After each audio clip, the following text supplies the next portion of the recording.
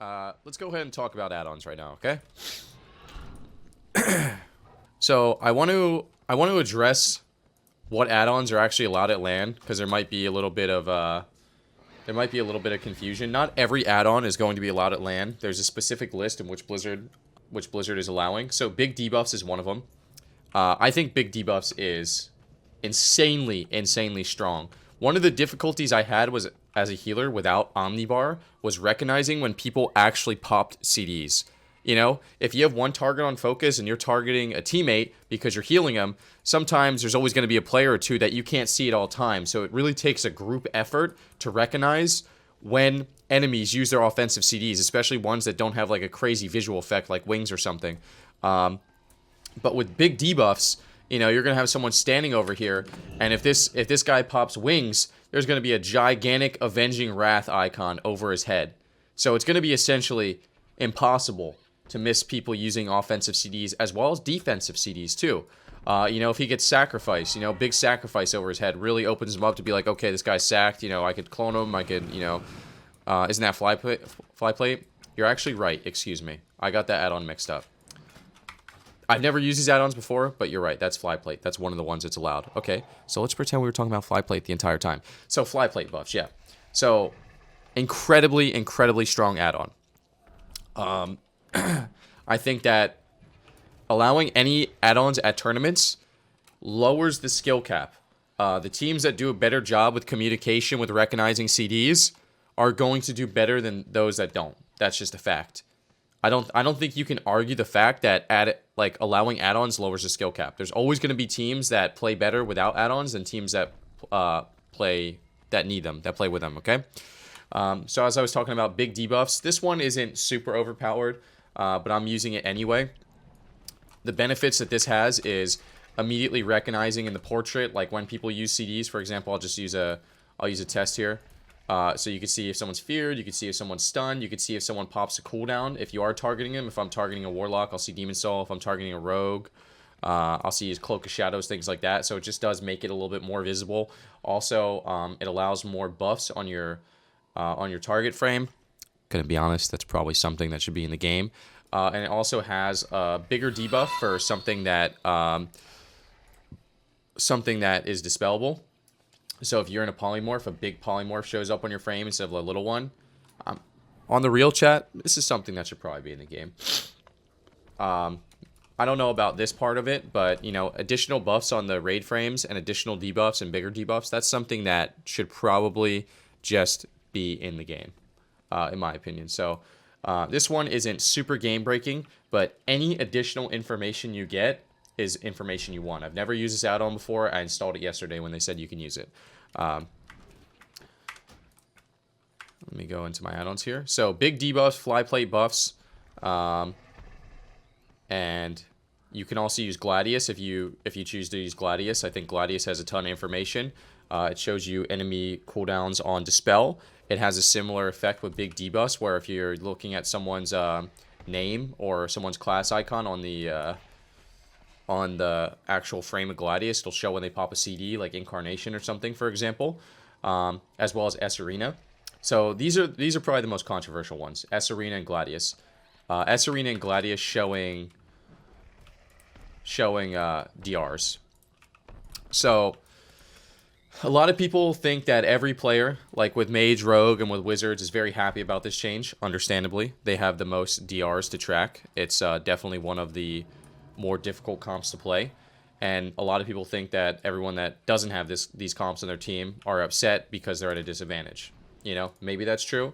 In my case, obviously I'm biased, but I just don't like add-ons at LAN because I feel like that's how it's been forever. You know, sometimes change is good, and I was actually very reluctant when they added the trinket icon to the default frames. I thought it was going to be, you know, terrible. I didn't like it at all, and I've kind of grown to just be used to it, and I'm sure I'll grow to be used to the add-ons at LAN as well. But the reason it upsets me is because, you know, I come from a day where every bit of information that you communicated was a bit of information that you were pulling ahead from the other team. You know, if I root a rogue behind a pillar and he trinkets that root, and I recognize that he used trinket, and I recognize him as a potential swap target because I don't have an add-on telling me that he trinketed. You know, I had to maybe turn my camera, actually see him use the actual trinket icon, recognize that there was no healer in line of sight to dispel him, recognize that he didn't use cloak, recognize that he didn't use vanish. That's all information that I'm processing that I can use to my advantage, as opposed to someone just looking at this. You know what I mean? That's just the way it is. I think that's sick. Same thing. I played one day without add-ons with my team when I thought there wasn't going to be add-ons at LAN. And me communicating with my teammate, yo, who was recently stunned? Who can I stun? And they're saying, you know, I stun Warrior, you should go stun Resto Druid. And recognizing and having that communication between, you know, between your team, just as, you know, all the information you're processing as one. So I feel like it just kind of takes away that edge that you can have. So one thing that people are always looking at is like, okay, let's just say Method Black, for example. They have Rogue Mage, they have Wizards. If we fight against Method Black and they have DR Tracker and we don't, it definitely advantages them more because they have more DRs than us. But people aren't talking about what happens if Method Black goes up against another Rogue Mage with other Wizards, right? No one's talking about this. Everyone's saying all these melee cleaves and stuff are sad because they don't have it. But what happens if the two teams that both have it do have it? So if I was Raiku's team, for example, and I'm not saying, you know, I'm just using them as an example because I think they're an incredible team and I think they already play well at LAN. They probably already have an edge without DR Tracker. You know what I mean?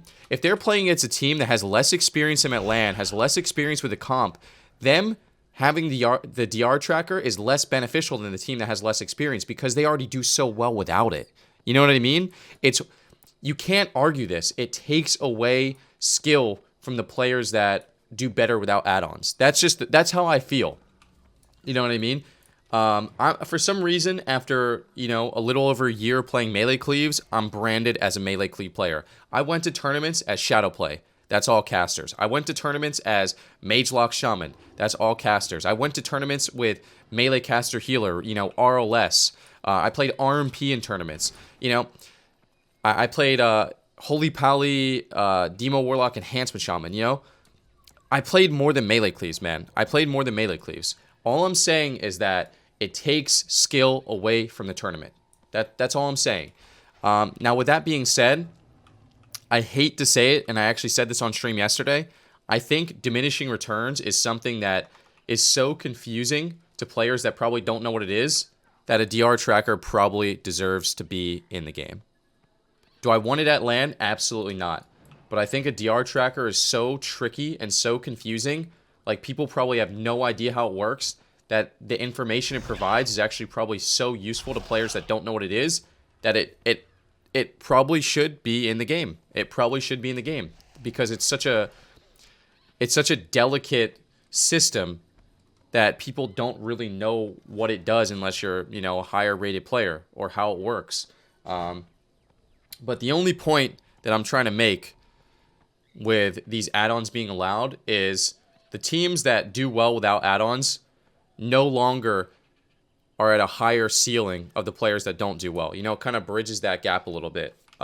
That's the only point I'm trying to make. And I feel like that's a little disappointing to see, you know, year after year, World of Warcraft kind of going like on a decline in terms of the skill ceiling. It feels like you can't do as much to differentiate yourself as a player.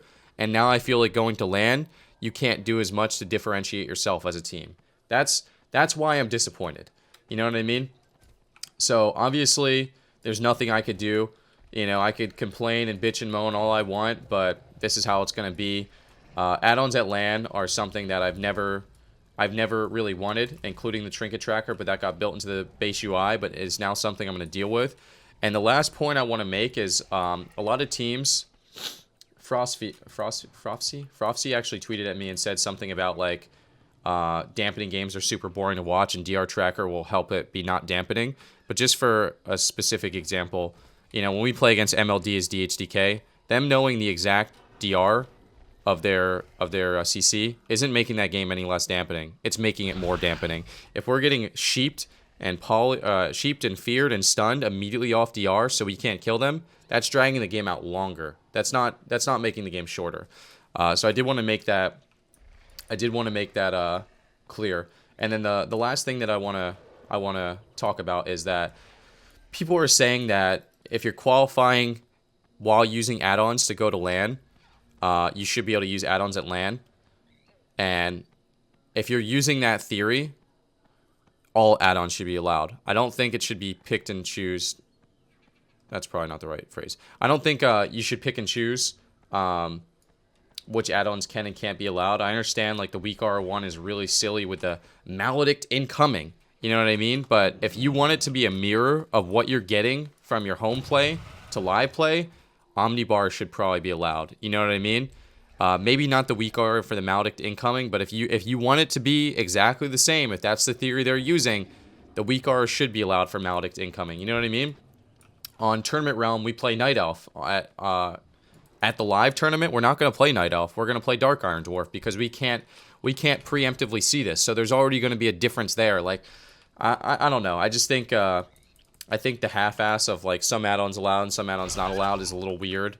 But yeah, so that's just my theory on, or I guess my opinion on add-ons being allowed at tournaments. I just personally feel like it doesn't take all the skill out of the game. It takes more skill out of the game as players. As players that have been practicing for a very long time without add-ons, as players that have already been to tournaments, and that's just how I feel. You know, it is what it is. Obviously, we're going to go to tournament with these add-ons, and we're going to do the best we can. I think even though we probably are, I don't want to say disadvantaged, even though we probably don't benefit from as much from it, it's not like it's going to be impossible to win. You know what I mean? We're just going to be playing against players at, you know, close to the home experience, with them being able to see everything with their DRs, with them being able to react very quickly with their defensive cooldowns when they see you pop an offensive cooldown. That's just how it's going to be. So this year's LAN is going to be a lot different than any other LAN I ever went to. I expect the gameplay to be a lot tighter and a lot cleaner. And, you know, there's been mistakes at LANs where people do DR their stuns, for example. That's not going to happen anymore. You know what I mean? So I can actually think of series that I specifically won because they did screw up and they did get a DR stun on me. You know what I mean? That's not going to happen anymore. But yeah.